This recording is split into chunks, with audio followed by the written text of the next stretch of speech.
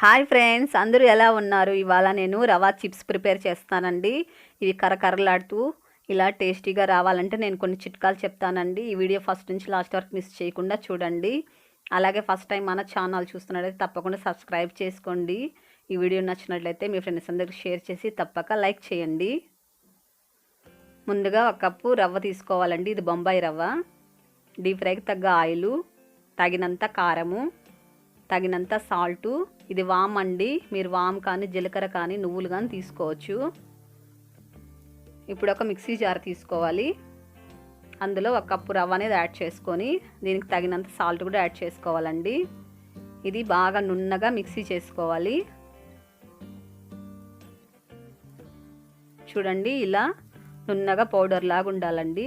అప్పుడే మనకు బాగా కరకరలాడుతూ వస్తాయి. ఇప్పుడు ఒక గిన్నె తీసుకొని అందులో మనం మిక్సీ చేసి పెట్టుకున్న రవ్వ అనేది యాడ్ చేసుకోవాలండి. ఇప్పుడు ఇందులో మీరు నువ్వులు కానివ్వండి, జీలకర్ర కానివ్వండి, లేకపోతే వామ్ కూడా వేసేసుకోవచ్చు. నేనైతే ప్రస్తుతానికి ఏం వేయట్లేదండి, ప్లెయిన్గానే నేను ప్రిపేర్ చేస్తున్నాను. అందులో కొద్దిగా వాటర్ అనేది వేసుకొని కలుపుకోవాలి.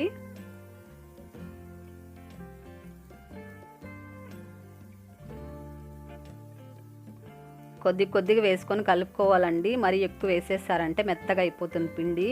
కాబట్టి కొద్దిగా వేసుకొని చూసుకొని కలుపుకోవాలి.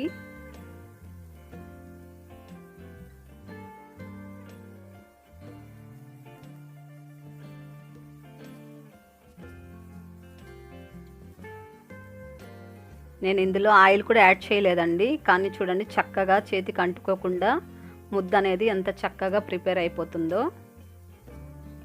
మనము పిండి మిక్సీకి నున్నగా వేసుకున్నాం కాబట్టి చపాతీ పిండిలాగా వచ్చేస్తుందండి. చూడండి ఎంత పర్ఫెక్ట్గా రెడీ అయిపోయిందో మనకు. చూడండి, ఇది బాగా గట్టిగా ఉండాలండి, మెత్తగా ఉండకూడదు. ఇప్పుడు మూత పెట్టేసుకొని ఒక 10 నిమిషాలు పక్కన పెట్టేసుకోవాలి. చూడండి, 10 నిమిషాల తర్వాత కొద్దిగా గట్టిగా అయింది. ఇప్పుడు ఇది ఒకసారి ప్రెస్ చేసుకోవాలి.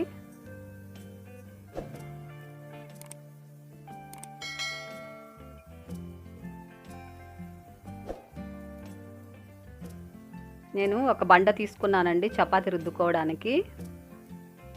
ఇప్పుడు మనము ఉండలు అనేవి ప్రిపేర్ చేసుకోవాలి.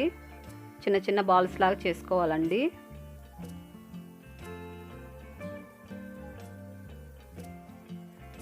ఇప్పుడు చపాతీలాగా రుద్దుకోవాలి. నేనైతే పిండి కూడా ఏమి యాడ్ చేయట్లేదండి. చూడండి, నేను ప్లెయిన్గా రుద్దుతున్నాను. మామూలుగా మనం చపాతీ చేసేటప్పుడు పిండి అనేది పొడి పిండి వేసుకొని చపాతీ రుద్దాం కదండి. కానీ నేను పిండి కూడా యాడ్ చేయట్లేదు.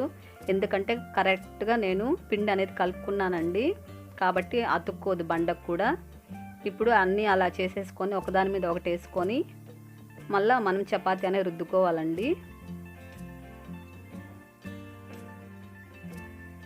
వీలైనంత పల్చగా చపాతీ అనేది పల్చగా రుద్దుకోవాలండి. అప్పుడే మనకు క్రిస్పీగా వస్తాయి. మందంగా వచ్చాయనుకోండి గట్టిగా ఉంటాయండి. కాబట్టి పల్చగా రుద్దుకోవాలి.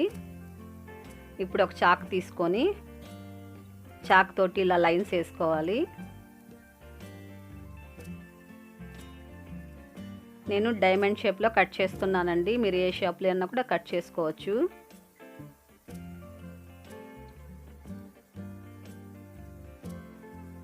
ఇప్పుడు ఇవన్నీ ఒక్కొక్కటి తీసేసుకొని ప్లేట్లో పెట్టుకోవాలండి. ఒకవేళ మీకు చేస్తే ఇబ్బంది అనిపిస్తే చాకుతో కూడా తీసేసుకోవచ్చు.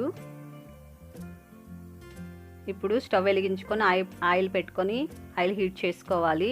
నేను ఒక గిన్నెలో కారము అలాగే సాల్ట్ వేసుకొని కలిపి పెట్టుకుంటున్నానండి.